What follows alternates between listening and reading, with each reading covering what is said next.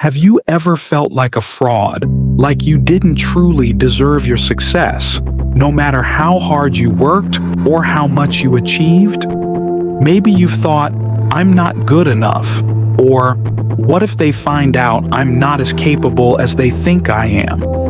If that sounds familiar, you're not alone. That feeling has a name, imposter syndrome, and it's something even the most successful people experience. In this video, we're diving deep into what imposter syndrome really is, why it shows up, and most importantly, how to overcome it with confidence and clarity so you can unlock your full potential. Let's get started. Imposter syndrome isn't about being a fraud.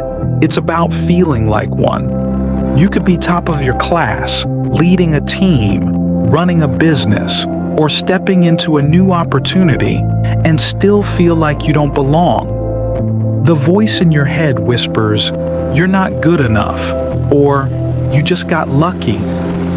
This self-doubt can be paralyzing. It can stop you from applying for a promotion, sharing your ideas, or taking that next bold step in life. But here's the truth. Feeling like an imposter doesn't mean you are one. It means you care. It means you're growing. That discomfort? It's part of the process of leveling up.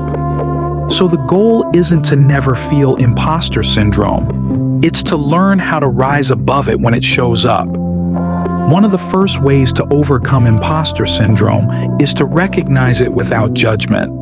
So many of us fight it or try to ignore it. But when you name it, you take its power away. Try saying, "I'm having a moment of doubt, and that's okay. It doesn't mean I'm not capable, it just means I'm human." The second powerful strategy is to reframe your thoughts. Instead of thinking, "I don't belong here," try, "I earned my place, and I'm still learning." Instead of, "They're going to find out I'm not that smart," say, "I may not know everything, but I'm willing to grow." It's not about pretending everything is perfect. It's about shifting the way you see yourself. Also, celebrate your wins, big or small. We often downplay our accomplishments. We say things like, "It was nothing," or "Anyone could have done it." But that's imposter syndrome talking. When you hit a goal, pause. Let it sink in. Write it down. Tell someone. Give yourself the credit you deserve. Confidence is built one win at a time. And let's talk about comparison, because that's a big trigger. Scrolling through social media, watching others succeed, seeing polished highlights, it's easy to feel like you're behind or not good enough. But here's what you need to remember. You're comparing your behind the scenes to someone else's highlight reel. Everyone struggles.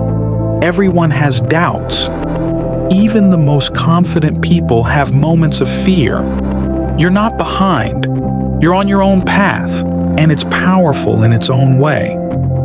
Another key strategy is to talk about it. Imposter syndrome thrives in silence. When you open up, even just to one trusted friend, colleague, or mentor, you'll realize you're not alone. Chances are, they felt it too, and hearing their story can help you shift your own. It's okay to ask for support. It doesn't make you weak, it makes you wise. Also, start practicing self-compassion. You're allowed to make mistakes. You're allowed to not know everything. Growth doesn't come from being perfect. It comes from showing up, learning, and trying again. When that inner critic gets loud, ask yourself, would I say this to a friend? If not, it doesn't belong in your mind. Be kinder to yourself. Your thoughts shape your reality. And here's a simple but powerful exercise. Keep a proof of worth folder. Every time someone compliments your work, thanks you, or gives you positive feedback, save it, screenshot it, write it down. On the days when doubt creeps in, open that folder. Remind yourself of the real impact you've made. You've already come so far, and there's so much more ahead. Now let's shift to the bigger picture. Imposter syndrome doesn't mean you're broken. It means you're expanding beyond your comfort zone. You're stepping into a new chapter. And anytime we grow, fear shows up. But fear doesn't mean stop. It means you're onto something meaningful. The trick is learning to move with it, not away from it.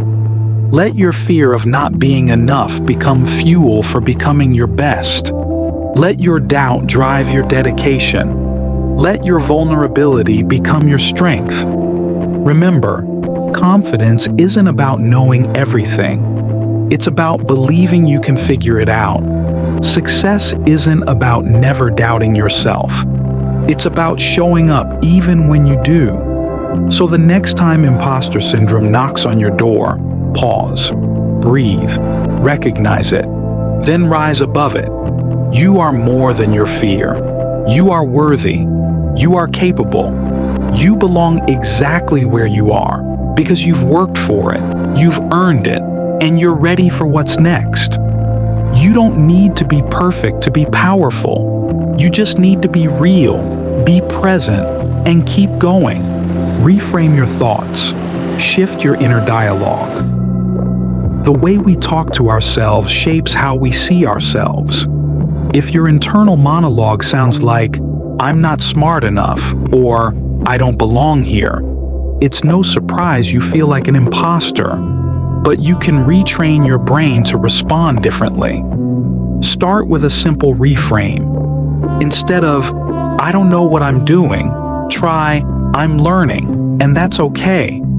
Instead of, "I'm not as good as they think," say, "I've worked hard to be here, and I'm still growing." This isn't about toxic positivity. It's not about pretending everything's fine when it's not. It's about shifting from fear to self-trust. Remember, just because a thought shows up doesn't mean it's true. Your inner critic is loud, but it doesn't always speak facts. Build evidence, the confidence folder.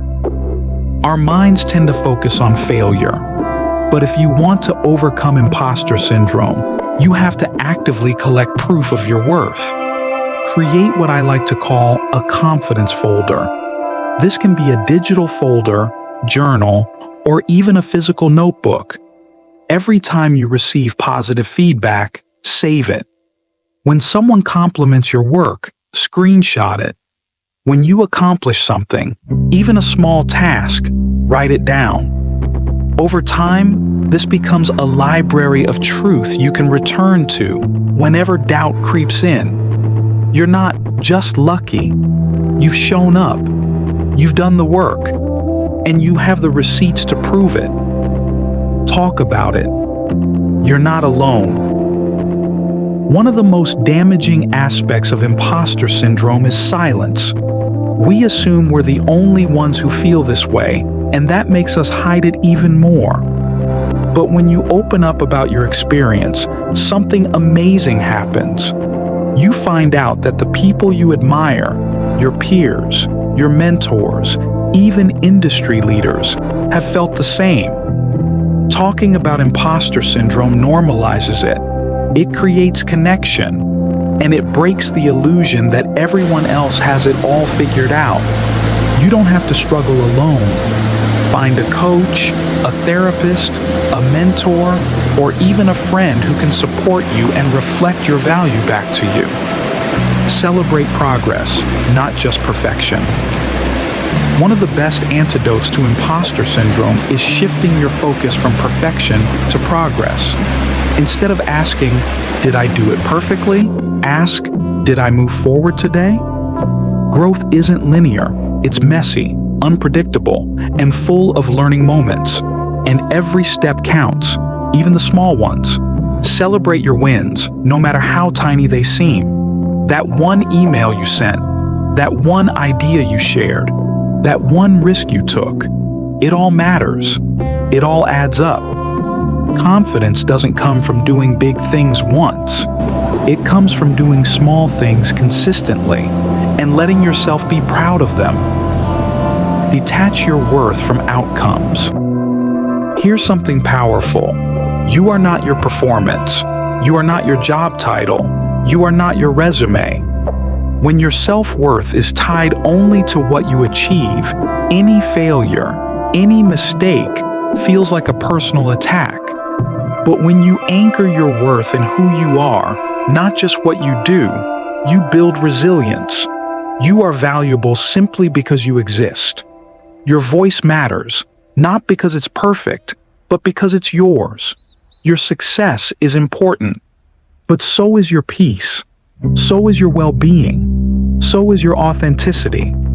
Imposter syndrome tells a story. It says, you don't belong. You're not good enough. You're a fraud.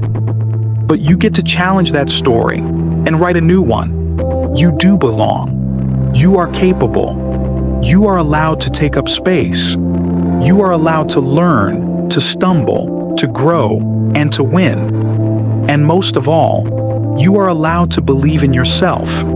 You don't need to wait until you feel 100% confident. Confidence comes after the action, not before. So take the step, speak up, apply, create, lead.